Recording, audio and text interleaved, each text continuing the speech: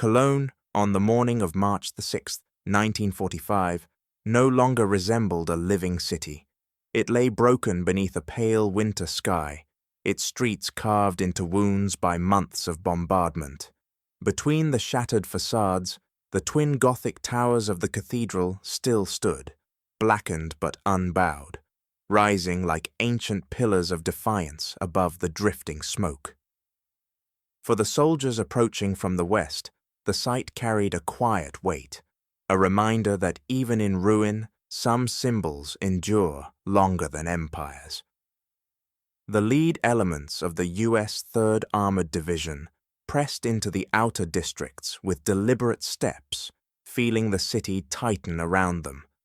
Their maps showed streets laid in the Middle Ages, but the terrain beneath their tracks had become something else entirely, a landscape of collapsed masonry, splintered rails, and dust-filled air where visibility dropped to mere meters. Every turn forced them deeper into a place where centuries of history had been reduced to rubble in a single season of war. Somewhere within that maze waited a panther. Its crew, survivors of too many retreats, had chosen a position near the cathedral district, where narrow lanes funneled American armor into predictable paths. They had watched other tanks pass, charting angles, rehearsing the shot that might slow the advance long enough for civilians to escape or for new orders to arrive. For them, the war had compressed into a single hope, that one perfect ambush could matter. Moving toward them was a machine the Germans had heard rumors about but had never seen in battle, the M26 Pershing. Its armor was thicker, its gun heavier, its silhouette unfamiliar against the shifting dust. The crew advanced cautiously, aware that the city concealed threats older than the war itself. Every shadow felt deliberate, every silence unnatural. Above the coming confrontation stood the cathedral, scarred yet steady, its surviving stone vaults echoing the muffled thud of artillery beyond the Rhine. Beneath its foundations, civilians crowded in basements, listening to footsteps and engines overhead, unaware that the next 30 seconds would be recorded, replayed, and studied long after their names were forgotten. What neither tank crew knew was that this narrow street, hemmed in by history, was about to become the stage for a duel that would redefine their war and expose a vulnerability the Germans had believed untouchable. The first indication was not the shape of a tank, but a flash, brief, blinding, and violent, splintering the gloom between two ruined buildings.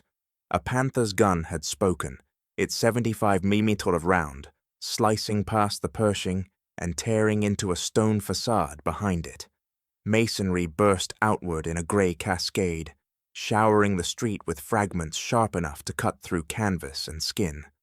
For a moment, the air itself seemed to recoil from the force, returning to silence only after the echo rolled down the empty lanes. Inside the Pershing, the crew felt the blast before they understood it. Dust filtered through the periscope glass in trembling streaks, turning shadows into shifting silhouettes. Something large was out there, close, concealed, and prepared. Their radios crackled with half-formed warnings lost to static. They could not yet see the Panther, but its presence filled the street like a held breath, tightening around them with a precision only a seasoned German crew could create. Clarence Smoyer, the gunner, pressed his shoulder into the recoil guard and steadied his breathing. Months of fighting in Shermans had taught him the rhythm of tank duels, moments of blindness, the instinctive calculation of angles, and the need to act before thought turned into hesitation. Under fire, his world narrowed to a jittering crosshair and the faint outline emerging through the drifting dust. He waited for the turret to finish its slow correction. Then he exhaled. The Pershing's 90mm cannon answered with a crack that rolled across the cathedral district like an iron hammer. Its first round struck the Panther's side armor at a point the crew had believed secure. The second blew through the hull with surgical force. Fire erupted instantly, blooming upward in a column of black smoke visible for blocks. The German crew tried to escape through the hatches, but the inferno overtook them before they could reach the street. From broken windows and cellar openings, civilians watched the duel end as abruptly as it had begun. The tank they had considered the city's final shield now lay burning before their eyes, its silhouette collapsing into flame. In less than half a minute, the balance of Cologne's battle had shifted, and far ahead in the shattered city, American commanders were about to realize what that brief exchange truly meant. Neither crew knew that, only yards away, a U.S. Signal Corps cameraman had taken position behind a fragment of collapsed stone. Through the steady frame of his Bell and Howell, he watched the duel unfold with the detachment of a man trained to record rather than react. Dust drifted across his lens in slow veils, but the figures remained clear. 2 tanks, 2 crews, and a single street where history had concentrated itself into a narrow corridor. He kept filming even as shockwaves pushed against his chest, preserving a moment the combatants would never see from the outside. When the film was developed, officers realized what they had been given. The footage captured not only the violence of the exchange, but its precision. The instant the Panther revealed itself, the Pershing's reply, and the sudden end of a machine once held as the pinnacle of German engineering. Editors trimmed the reel, but changed nothing. Its clarity required no explanation. What it offered was rare in armored warfare, a complete and uninterrupted record of a tank duel fought at city block distance. As the frame spread across command posts, analysts noticed what the crews themselves had only sensed. The Americans had acted with a calmness that seemed almost rehearsed, their movements controlled beneath the weight of incoming fire. The Germans, seasoned and confident, appeared startled by the speed and accuracy of the Pershing's response. It was a reversal of roles familiar from the early war, when Allied tankers had confronted the shock of Panthers and Tigers, emerging from smoke with near-magical invulnerability. Now the roles had shifted, and the camera made the reversal unmistakable. Experts later slowed the film to individual frames, tracing the arc of the Pershing's 90mm round as it struck with a force that simply exceeded the Panther's design assumptions. Armor that had once defeated Sherman's at long range folded under the new impact. Overmatch became the term that entered after-action reports, capturing the sense that a threshold had been crossed, quietly and decisively, inside a ruined German city. What happened in Cologne was no longer just a skirmish in the advance to the Rhine. The clarity of the reel transformed it into a case study, a turning point captured not in memory or testimony, but in film stock certainty. Viewers saw what the soldiers had felt, the sudden, irreversible transfer of armored power from Germany to the United States.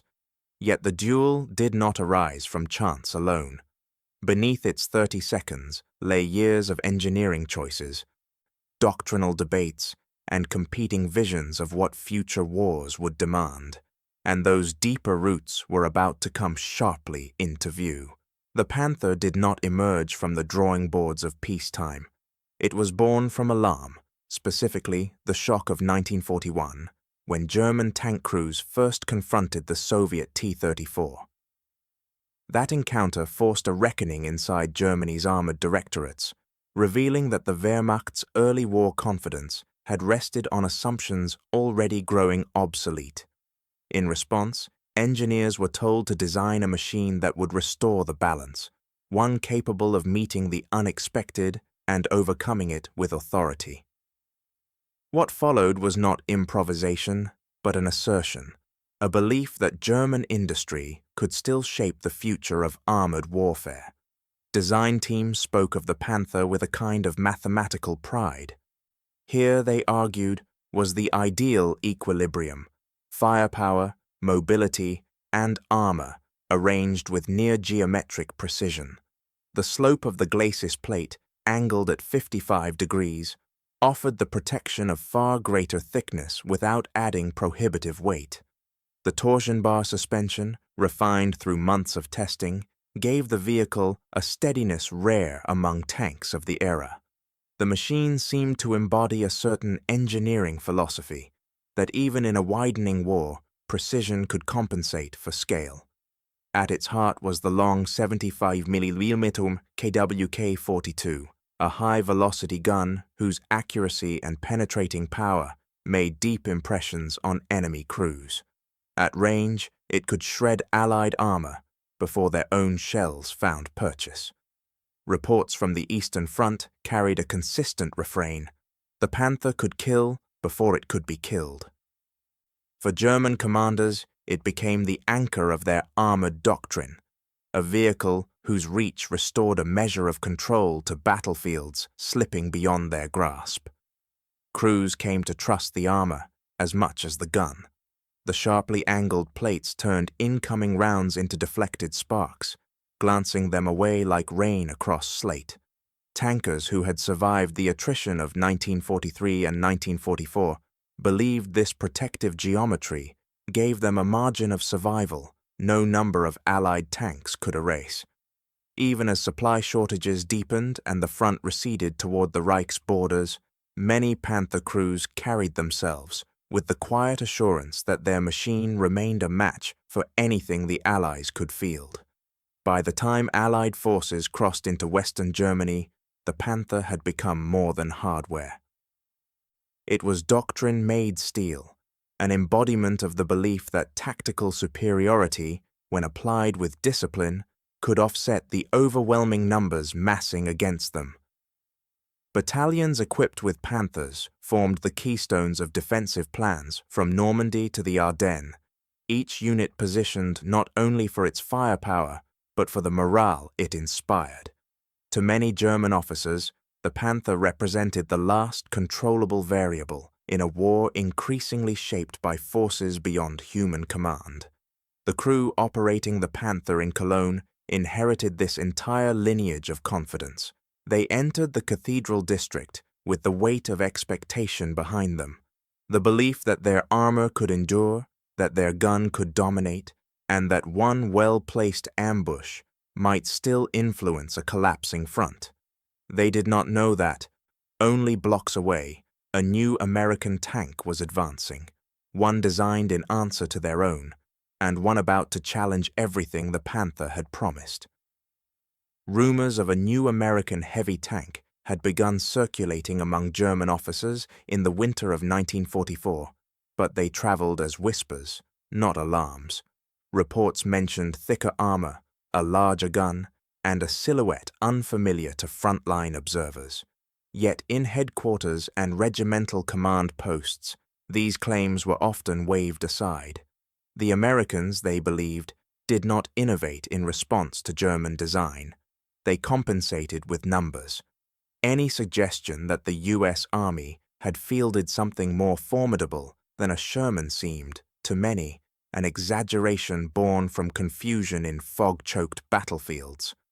Across the Western Front, the evidence appeared to support this confidence.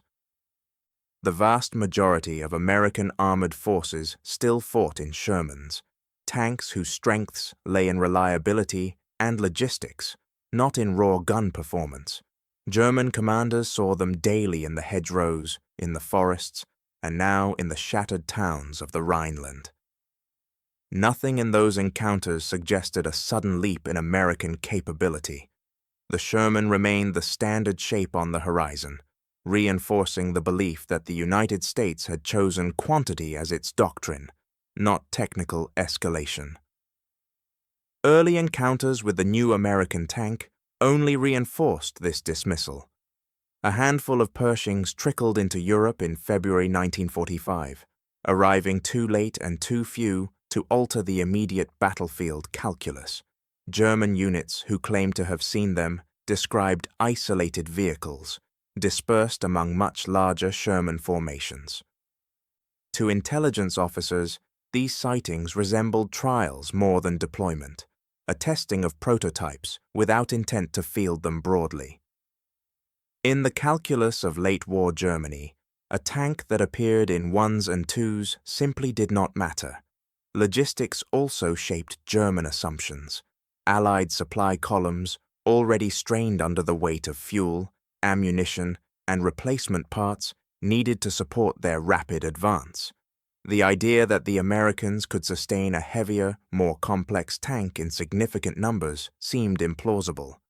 German analysts concluded that the Pershing, if real, would remain a rarity, too demanding for the long logistical tail stretching from Antwerp to the Rhine. A tank that cannot be supplied is a tank that cannot shape a campaign. Even at the tactical level, Panther crews found reasons to dismiss the threat. Some believed the Pershing's 90mm gun, though powerful, would prove slow to load in close fighting. Others assumed its bulk would restrict it in confined European streets, making it vulnerable in the very urban environments where German armor still held advantages. These judgments, shaped by experience and reinforced by habit, became part of the operational mindset carried into every engagement. Thus, when the Panther in Cologne first heard that an unfamiliar American tank might be entering the city, the crew did not see it as a reason to withdraw. Their training, their doctrine, and their recent experience all pointed toward the same conclusion. Whatever the Americans had brought to the fight, it would fall to the Panther as others had before it. Confidence, once formed, resists revision, but confidence alone could not change what machine waited beyond the dust, one built precisely to challenge the assumptions they carried into their final stand. Cologne's old heart was never designed for tanks. Its streets, laid centuries before engines and artillery, wound through the city like narrow channels between stone cliffs. Medieval planners had carved lanes for merchants and carts, not armored columns, leaving behind a grid that now formed natural firing corridors. For German defenders, these constricted paths were more than geography. They were weapons. Each corner offered the promise of concealment, each intersection the chance to strike before an enemy could react. Allied bombing had transformed these passages into something even more treacherous. Entire blocks had collapsed into uneven drifts of shattered brick and fractured timber, creating irregular choke points where American tanks were forced to slow, angle their hulls, or advance single file. The rubble did not merely obstruct movement, it dictated it. A tank navigating such terrain became predictable, and predictability in urban combat was as deadly as any shell. For crews inside Panthers, the broken city felt like an extension of their doctrine, an environment in which patience could be lethal. In training grounds across Germany, Panther crews had rehearsed precisely these tactics. The doctrine was clear. Let the enemy enter the corridor, fire the first shot, then reposition before the return round arrived. The Panther's long gun and sloped armor made this approach logical. Its strengths aligned with the demands of ambush warfare, where the first strike often determined the last. Cologne, with its labyrinthine streets, seemed to validate every principle German armored instructors had drilled into their crews since the Eastern Front. Commanders defending the city trusted this method deeply. They expected American tanks to move cautiously but blindly, feeling their way through streets without understanding the geometry of danger around them. In their assessments, the U.S. armor would follow the same rhythms seen in Normandy and Belgium. Sherman's advancing under the assumption of support, exposed the moment they entered German fields of fire. Cologne's shattered avenues, they believed, would punish such habits with brutal efficiency. Yet the arrival of the Pershing disrupted these predictions before a shot was fired. Unlike the Shermans that had preceded it, the new American tank advanced with a different posture, slower, more deliberate, and with a gun capable of transforming any exposed angle into a fatal one. The assumptions that had guided German defenses for years began to drift out of alignment, replaced by an uncertainty the Panther crews could not yet name. The city that once seemed an ally to their tactics was becoming a battleground shaped by forces neither medieval stonemasons nor German engineers could have anticipated. As the Pershing entered the cathedral district, its engine echoed differently through the narrow streets, deeper and more resonant than the familiar Sherman rumble. The sound carried a message before the tank itself appeared. The geometry of Cologne was no longer working in Germany's favor. What had once been a city built for ambush was about to become the stage for a confrontation that overturned every assumption the defenders carried into the fight, and that reversal would be felt in the moments just ahead. At the start of the war, American armored doctrine rested on a simple principle. Mobility would win battles long before armor thickness or gun caliber decided them. The United States, with its vast industrial base, prioritized speed of production over the pursuit of heavyweight designs. The M4 Sherman, reliable and easily transported across oceans, became the embodiment of that philosophy. It could be repaired quickly, built in the tens of thousands, and moved wherever the fighting demanded. For planners in Washington, a tank that arrived on time was preferable to one that arrived perfect. But doctrine changes under the pressure of combat. When American forces landed in Normandy in June 1944, they found themselves facing a different kind of war, a landscape where hedgerows concealed ambushes, and German armor waited with weapons the Sherman had not been built to withstand. Reports filtered back describing duels in which Panthers and Tiger Farce tanks held the advantage of both range and protection. In too many engagements, the first indication of a German tank was the impact of its 75 or 88 mm gun. Shermans burned quickly, and the smoke that rose over the Norman fields became a quiet rebuke to earlier decisions. Letters from tank crews began to accumulate in ordnance offices across the Atlantic. They were written not in anger, but in weary insistence. Crews asked for thicker armor, a gun that could match German velocity, and a chance to fight on equal terms. Some letters described how they had to circle behind Panthers simply to find a vulnerable angle.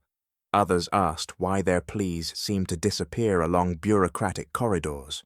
These were not calls for vengeance, but for survival, and each envelope that arrived in Washington made the gap between doctrine and experience harder to ignore.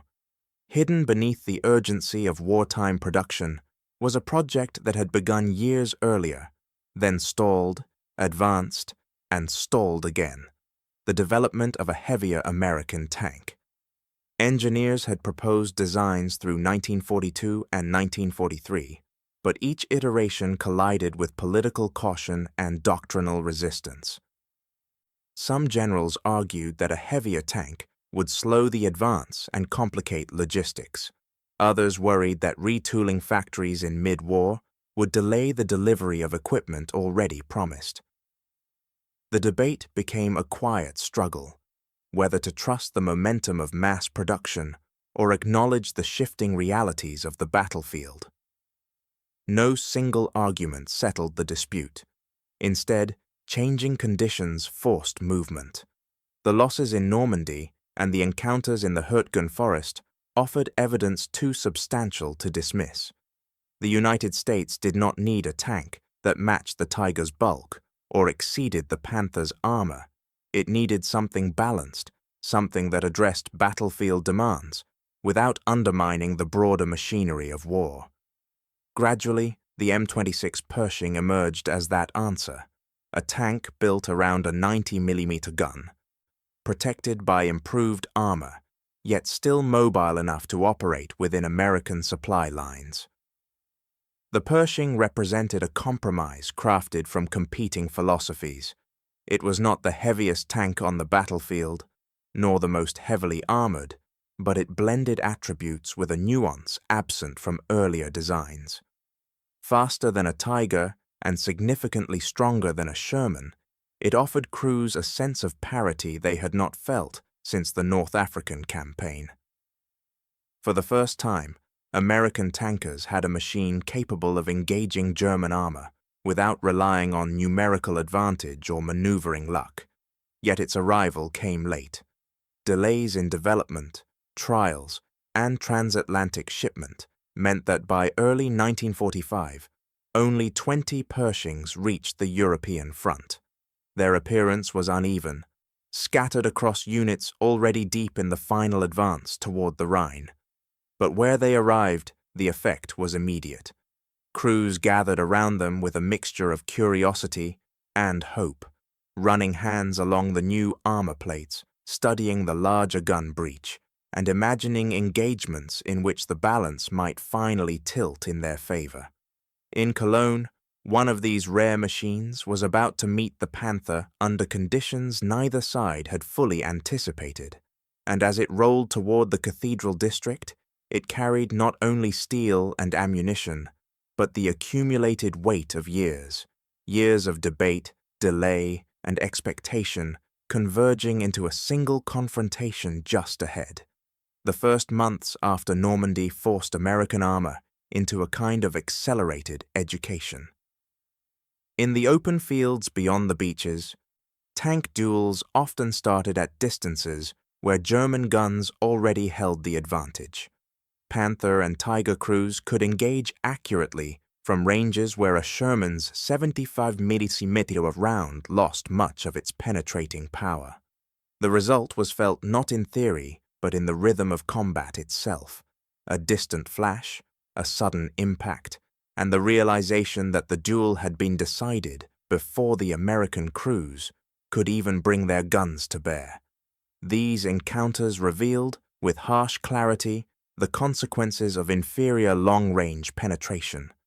Faced with these realities, American tankers developed survival techniques not listed in any pre-war manual. They flanked whenever terrain allowed, using hedgerows, smoke shells, and coordinated artillery to disrupt German fire before committing to an attack. Some units learned to bait Panthers into repositioning, exploiting the slow traverse of their heavy turrets. Others coordinated with infantry to identify German hull-down positions before they advanced. Each adaptation came from experience written in loss reports, not from doctrine written in Washington. Innovation in Normandy was not an abstract process, it was self-preservation. These lessons, gathered from dozens of battalions across northern France, shaped the early training of Pershing crews. In classrooms and makeshift firing ranges in Belgium, instructors emphasized calm gunnery above all else, the ability to maintain composure after spotting a muzzle flash, to choose a precise aim point, and to let the optics settle before firing. First shot accuracy was elevated to a kind of ritual. Crews were told that the Pershing's strength lay not in exchanging fire, but in ensuring that the first round rendered the second unnecessary. Movement, too, became more disciplined. No sudden charges, no blind turns, only deliberate advances supported by infantry and reconnaissance.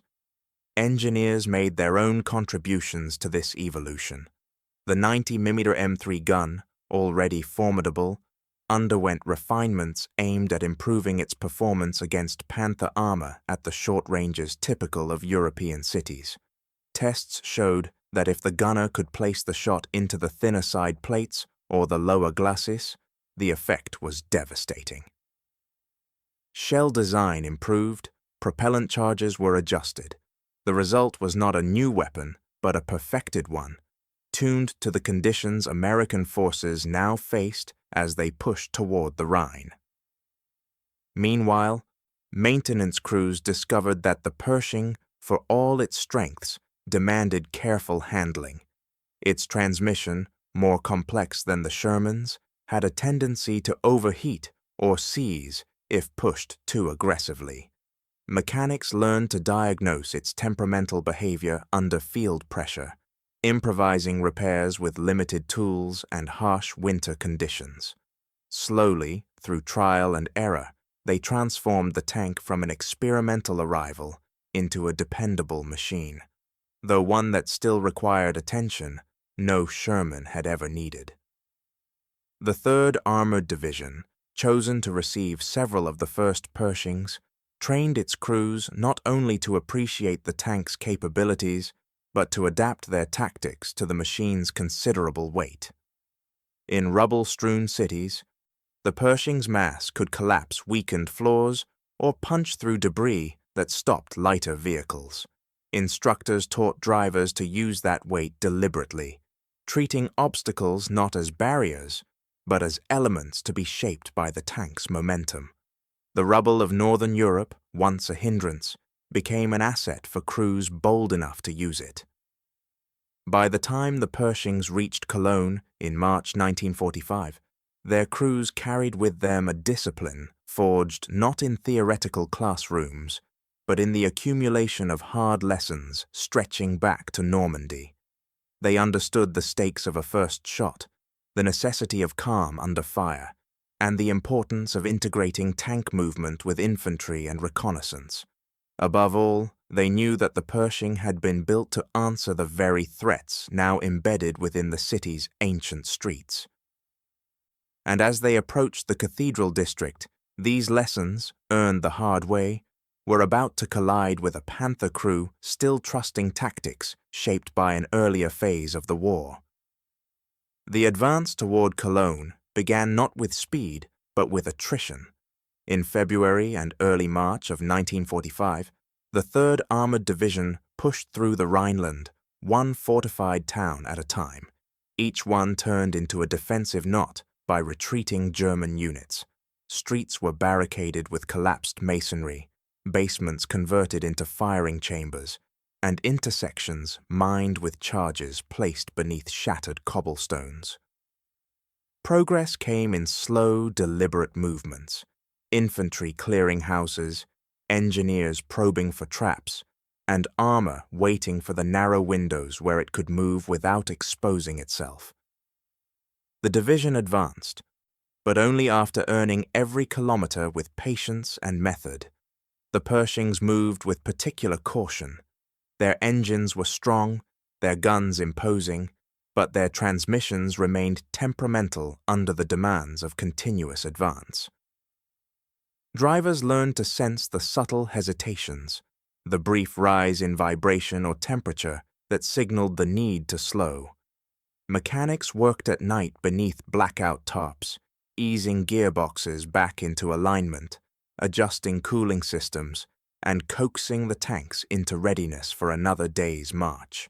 Yet despite these mechanical restraints, the Pershing's firepower remained unblunted. Where they were positioned to fire, they silenced resistance with calm precision, their 90mm guns reducing strong points that previously required artillery. Intelligence reports suggested that Cologne, though shattered by months of bombing, was still defended with determination. German formations had retreated into the city, not away from it. Bridges across the Rhine remained vital supply routes, and command posts within the urban core coordinated remnants of armor, infantry, and anti-tank units. For both armies, Cologne carried a weight beyond its tactical value. It was one of Germany's largest cities, marked by centuries of history and dominated by a cathedral that had survived what the rest of the city had not. To capture Cologne intact would mean more than gaining access to the Rhine. It would symbolize the collapse of the last defensive belt west of the river. German Panther crews, retreating inward from the countryside, understood the city's importance and shaped their positions accordingly. They selected streets offering long, straight fields of fire, and intersections that funneled enemy movement into predictable lines. Many chose locations near major landmarks, the Cathedral District, the Hohenzollern Bridge approaches, and the broad squares once used for markets. These positions promised the advantage of familiarity. Panther commanders knew how to disappear into rubble, how to mask heat signatures with collapsed stone, and how to delay firing until an enemy tank presented its broadest flank. This was the defensive landscape they trusted, shaped by years of fighting in environments where the first shot often determined the last. As the 3rd Armored Division neared Cologne, the Pershing crew received updated reconnaissance photographs taken from low-altitude flights. The images showed a city hollowed out by bombing, yet still threaded with defensive logic, barricades at crossings, wrecked trams positioned to block access, and suspiciously intact buildings, likely concealing anti-tank guns. The crew studied each photograph with the quiet intensity of men who understood their lives might depend on these details. They traced the likely hides: a balcony shadow, large enough to conceal a gun muzzle, a courtyard opening onto a narrow street, a church tower from which observers could direct fire. They marked each location in grease pencil inside the hull. The closer they drew to the city perimeter, the more they felt the shift in atmosphere. The villages thinned, the roads narrowed, and the horizon filled with the dark, towering outline of the cathedral. It rose from the ruined skyline like a monument to endurance, untouched in its silhouette, even as smoke drifted around it. The Pershing crew could not yet see the Panther waiting within the city, but they sensed the convergence that experience taught them to anticipate. Battles in cities rarely unfolded by chance. They were shaped by the meeting of two forces, each following patterns set long before the first shot. Every mile toward Cologne became a rehearsal. The crew reviewed firing procedures, rechecked ammunition racks, and repeated the calm cadence of engagement drills. They had fought across France and Belgium, through forests and along ridge lines, learning with each encounter what the Pershing could do and what it demanded in return. What they could not know was how soon those lessons would be tested. Their approach to the Cathedral District was steady, purposeful, and unaware that a Panther crew, shaped by its own doctrine and its own fading war, lay positioned on the path ahead. The road had delivered them toward Cologne. The next turn would deliver them toward history. The Pershing eased forward toward the cathedral square, its engine rumbling low against the broken stones. The crew moved with the caution that comes from experience rather than fear, watching every doorway and shattered archway as if the city itself might be hiding an enemy. The cathedral's shadow stretched across the street like a vast, unmoving presence, its surviving towers cutting through the haze of dust and distant fires. Inside the tank, the dim glow of periscope reflections flickered against metal surfaces, giving the impression that the city was breathing, slow, unsettled, and waiting for something to break the silence. The driver edged the tank past an overturned tram, each movement calculated to avoid debris that could jam the tracks. The turret traversed slightly left, then right. Clarence Smoyer's eye pressed firmly against the sight. Every distant echo, an engine backfiring, a falling beam, carried the possibility of danger.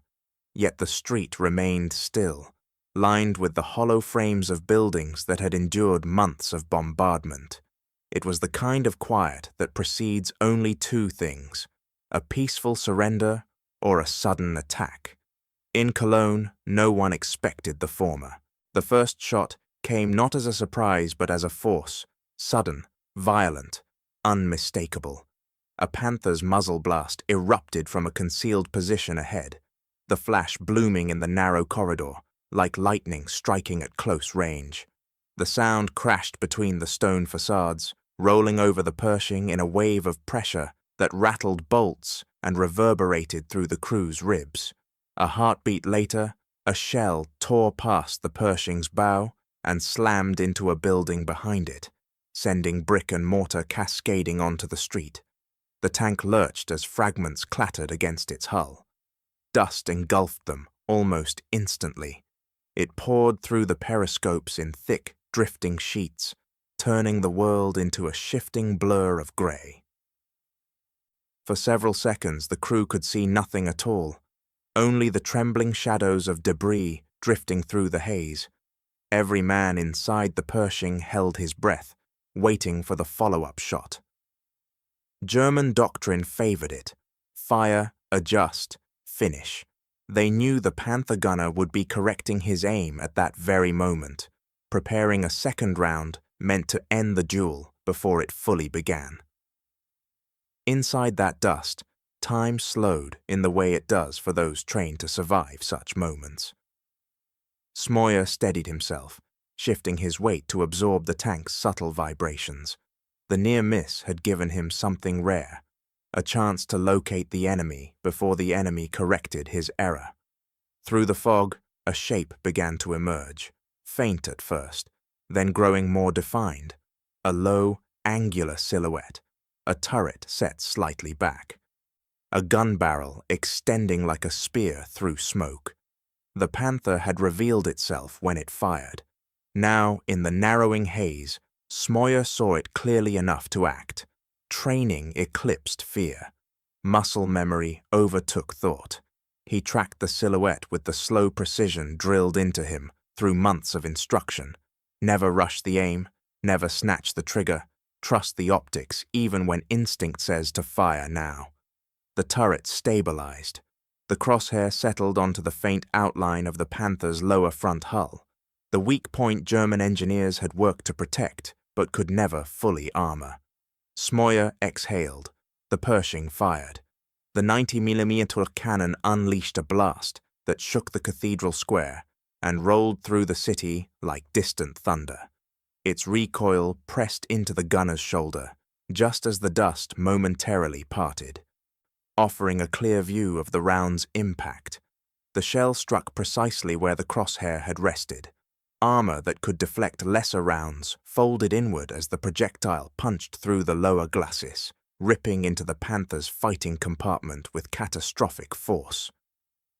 What happened inside the German tank lasted seconds. Ammunition racks ignited almost immediately, feeding a fire that surged upward through the turret ring.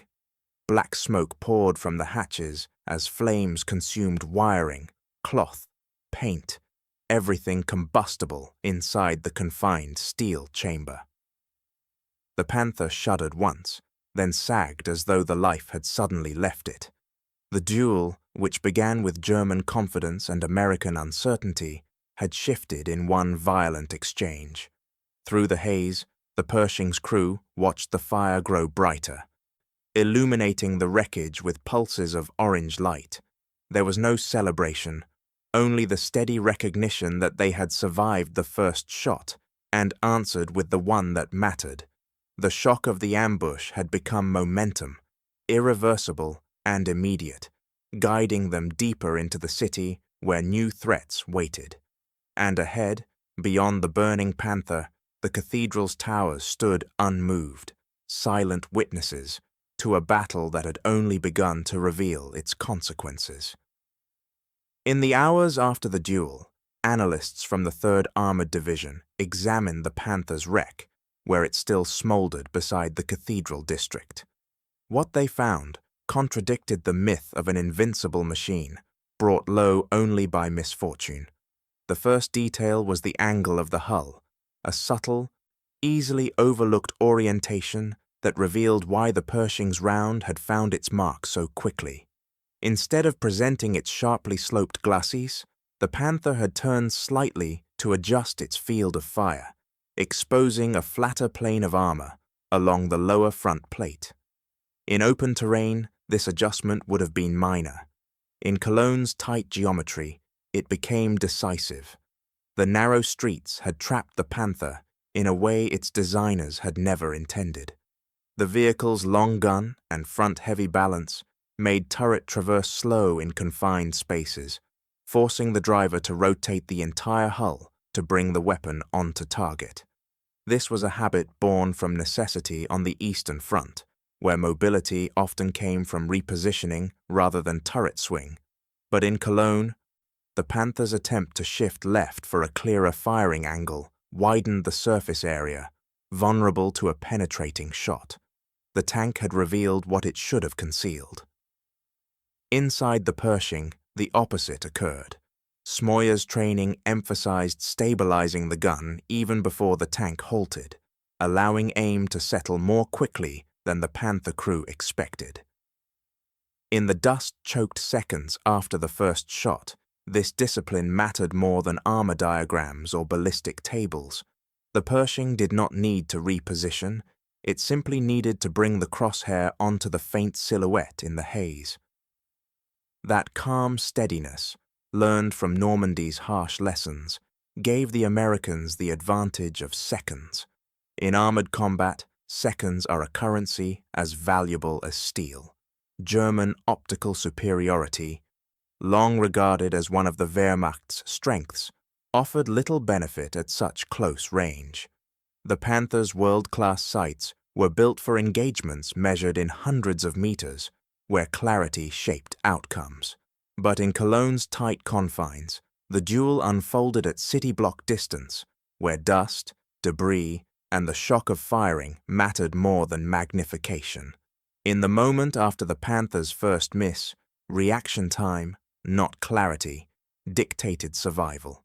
The gunner who steadied his nerves first, not the one with the finer lens, held the advantage.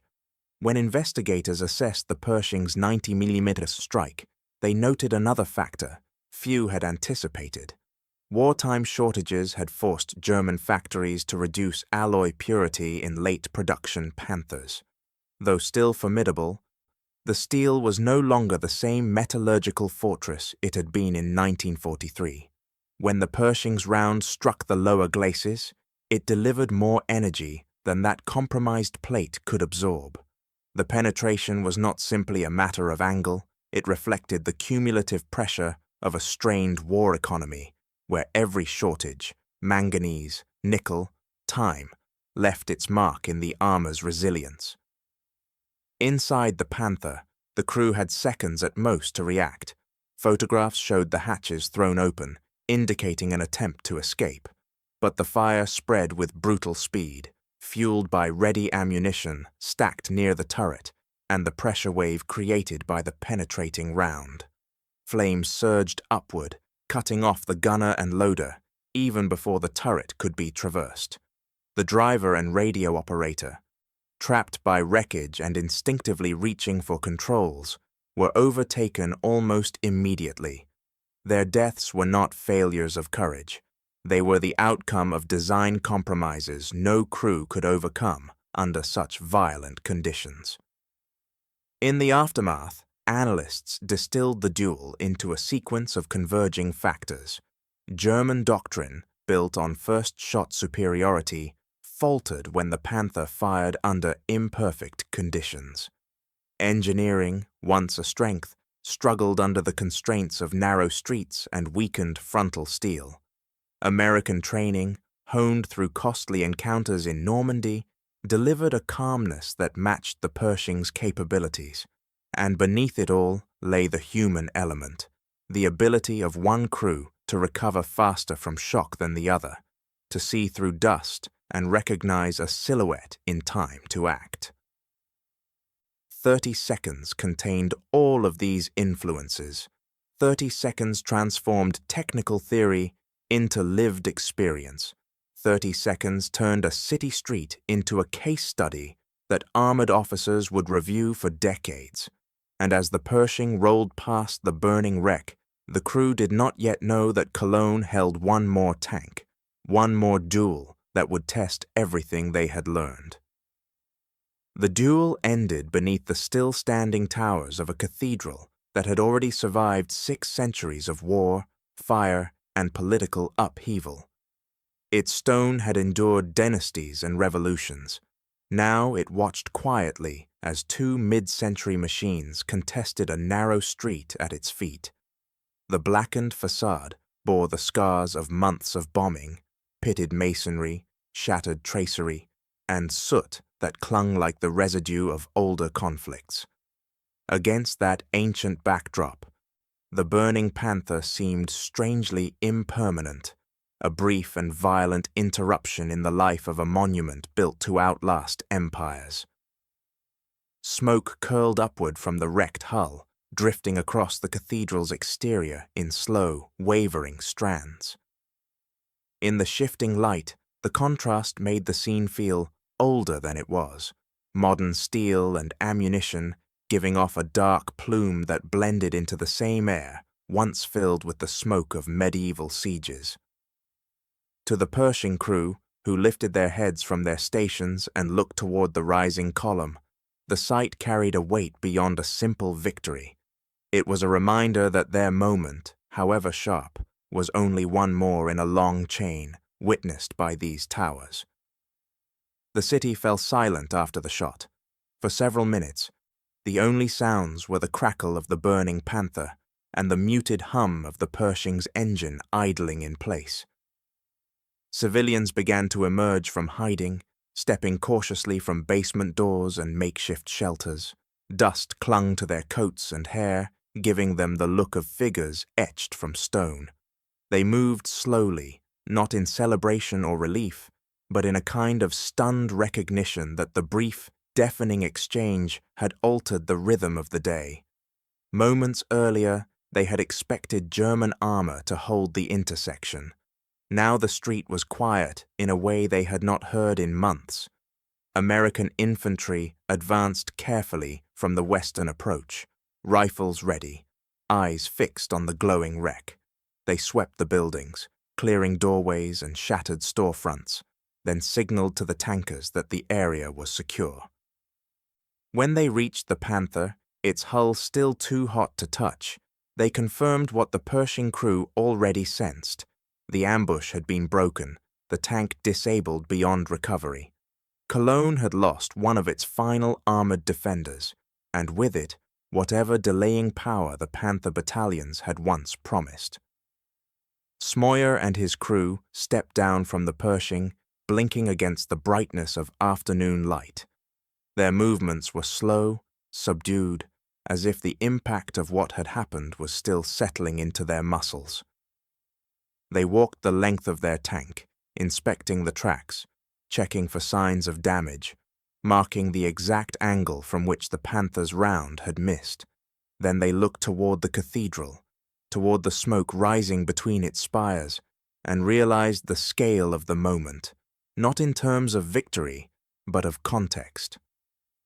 They had fought a duel in the shadow of a monument built before their nation existed. The Signal Corps cameraman, who had filmed the engagement from behind a broken wall, approached them as they worked. His camera hung at his side now, no longer needed. He did not ask them to pose or reenact anything.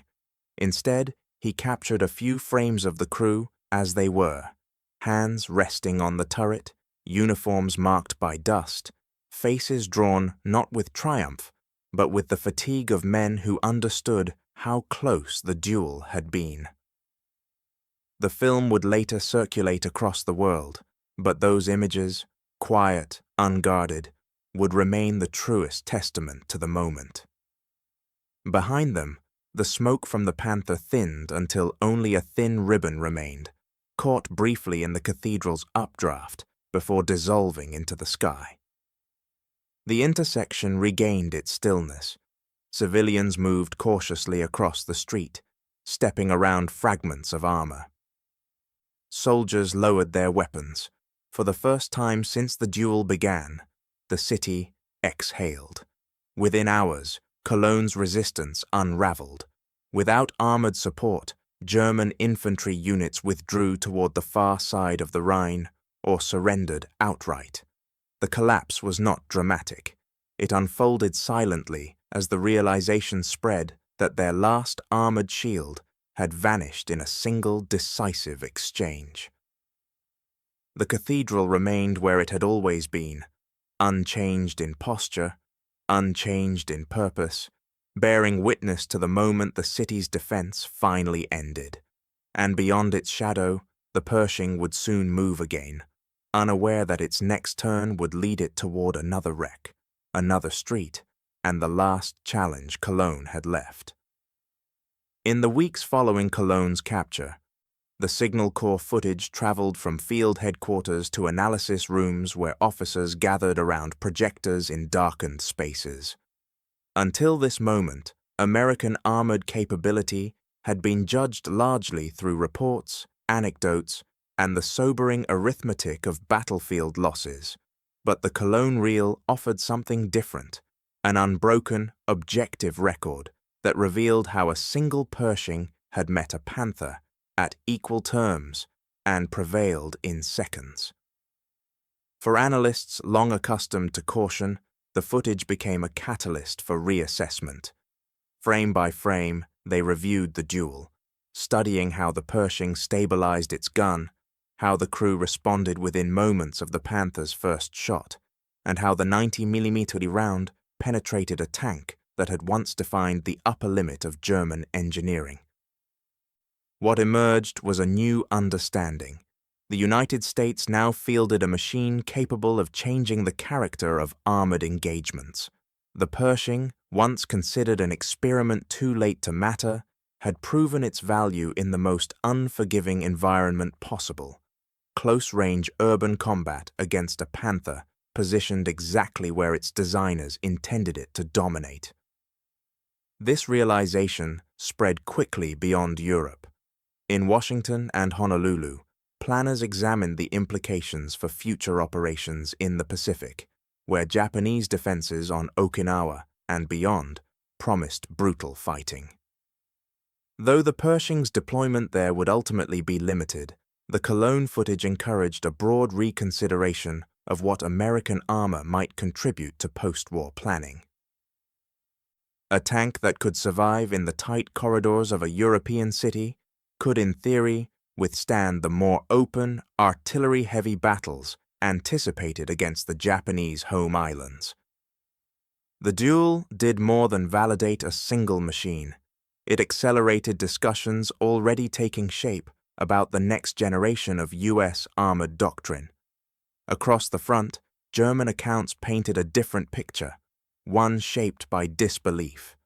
Surviving officers studying the engagement could not reconcile the speed with which the Panther had been destroyed. Some insisted the American tank must have been positioned more advantageously than the film suggested. Others argued the Panther crew had been inexperienced, though records later disproved this. The suddenness of the defeat contradicted years of battlefield memory, in which German armor dominated through superior optics, range, and tactical discipline. Cologne forced a reckoning. The Panther was no longer the predator of 1943, and the Americans were no longer the opponents they had once been. The duel exposed a widening gap between expectation and reality.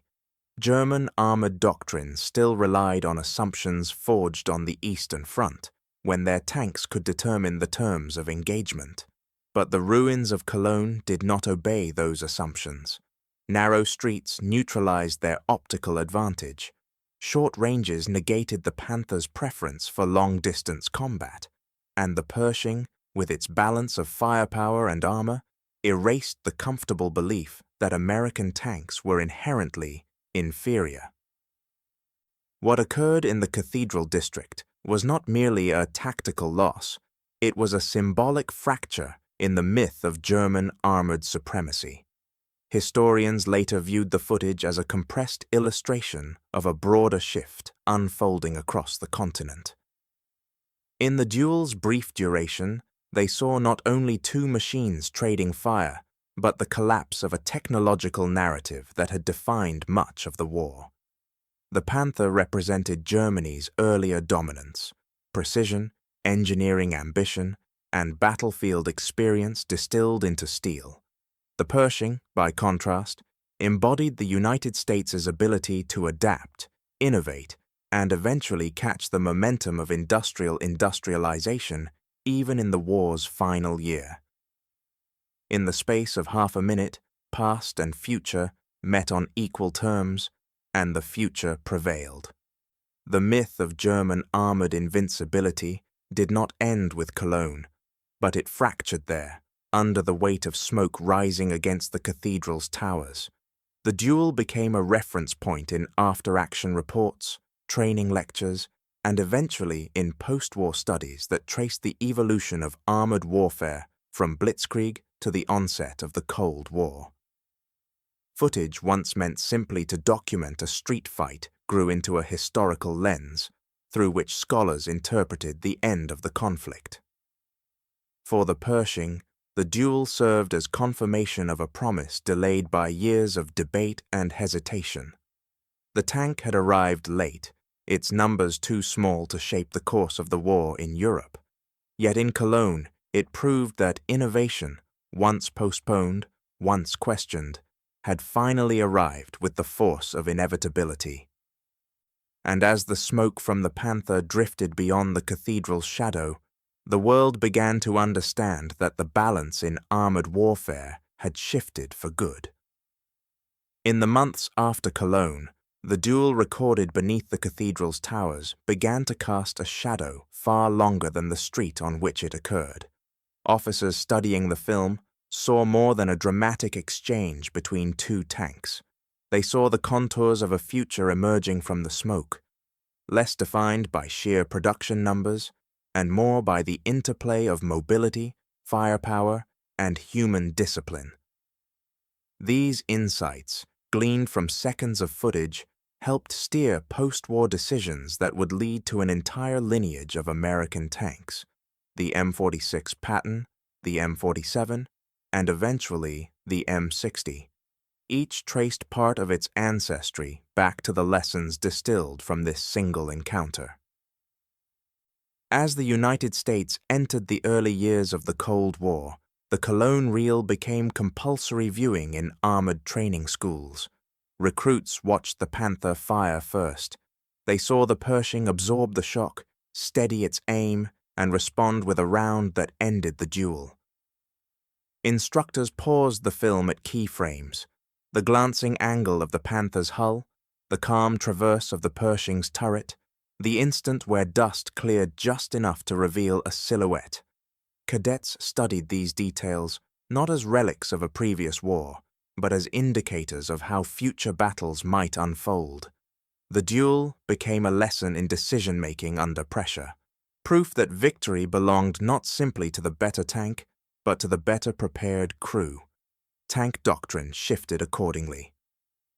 The wartime belief that numerical advantage could compensate for technical shortcomings began to fade. Commanders recognized that a balanced combination of firepower and protection mattered more than the ability to field vast quantities of vehicles. The Pershing had demonstrated that one tank, used correctly and supported by disciplined tactics, could shape the battlefield in ways a dozen lesser machines could not. This realization helped push American doctrine toward the concept of the main battle tank, a vehicle meant to fulfill multiple roles without relying on specialized variants. The Cold War's armored philosophy began, in part, in that narrow street in Cologne. German veterans who later examined the duel approached it with a mix of candor and discomfort. Many acknowledged that overconfidence had shaped their expectations. For years, Panther crews had fought from positions of strength, trusting their optics, range advantages, and sloped armor to impose control over any engagement. But Cologne forced them to confront how rigid assumptions could lead to fatal misjudgments. The Panther had been positioned well. It had fired first. It had detected the enemy before the enemy fully saw it. Yet these advantages dissolved under the pressures of an urban environment, and under the speed with which the Pershing crew recovered from the initial ambush. For German veterans, the duel became a reminder that battlefield superiority can erode quietly until it disappears entirely. Historians came to view the Panther's defeat not merely as a tactical turning point, but as a philosophical one. The tank that had once symbolized German armored brilliance fell in a manner that revealed the limits of engineering confidence when divorced from adaptive doctrine. The Pershing, by contrast, reflected a broader American shift, innovation that arrived late, cautious at first, then unmistakable when finally realized. The duel illustrated that wars are not won solely by machines, but by institutions willing to learn from failures and reshape their understanding of combat's evolving demands.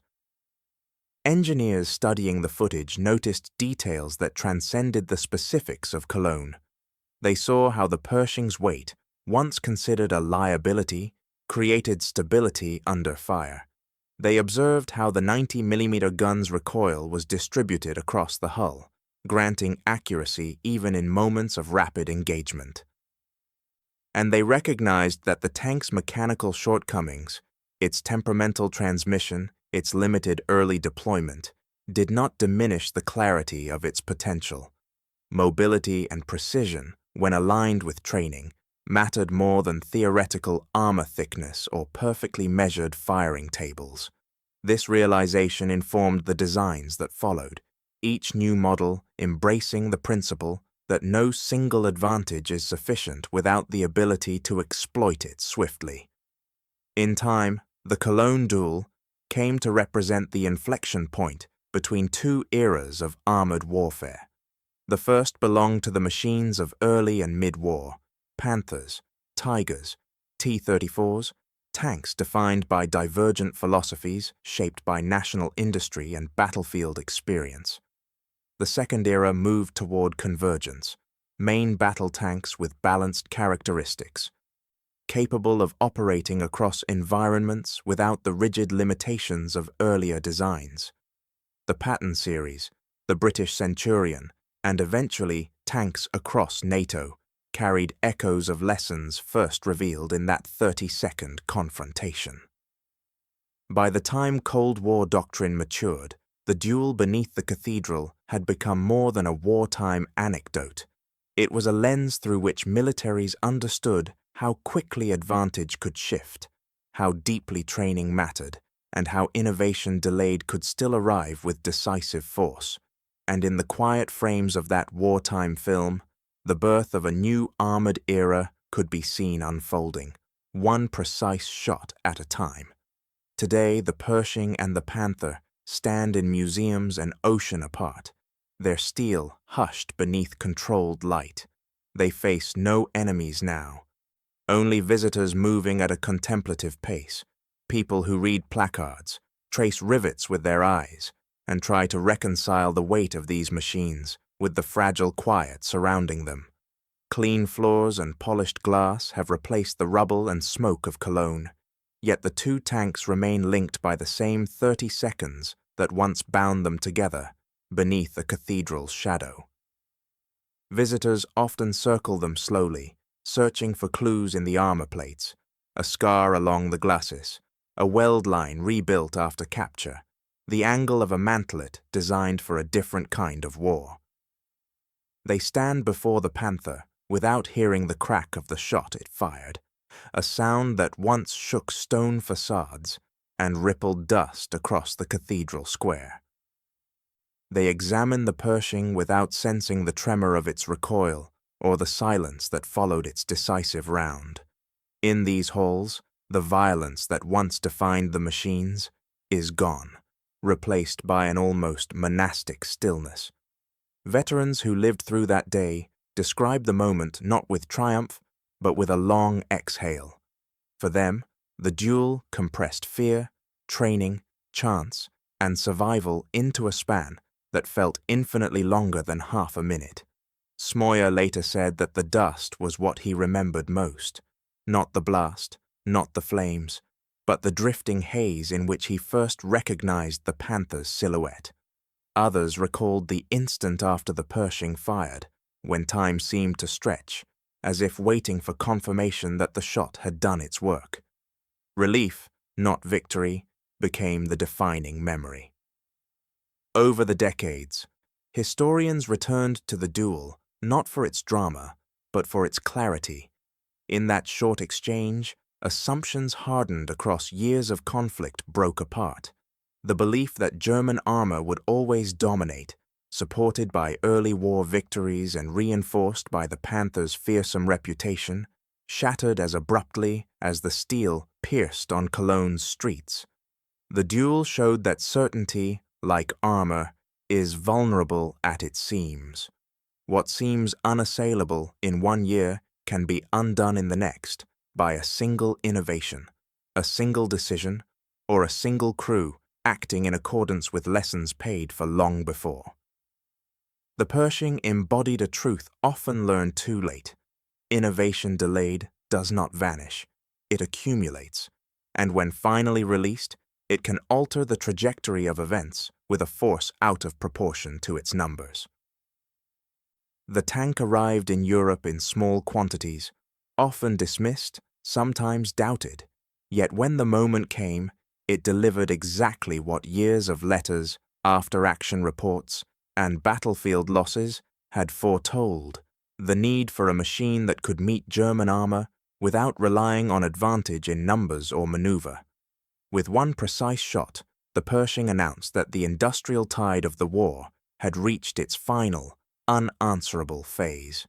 Above all else, the duel underscored the contrast between permanence and transience. Cologne's cathedral stood through it all, through bombardment, through firestorms, through the duel itself. Its stones absorbed shockwaves that destroyed everything around it, and yet it endured. The tanks beneath it did not. They were built for a moment, shaped by the demands of a war that consumed machines as quickly as it produced them. Their presence in museums today is not proof of durability, but of preservation, an attempt to hold on to fragments of a conflict that reshaped the world.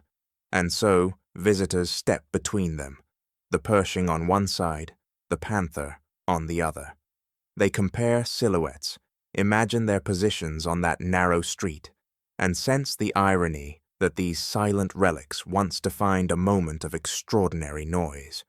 They look for meaning in steel, once meant to protect life by taking it, and they find instead a lesson written in the brevity of the duel. They believed the Panther would always dominate. 30 seconds proved it would not.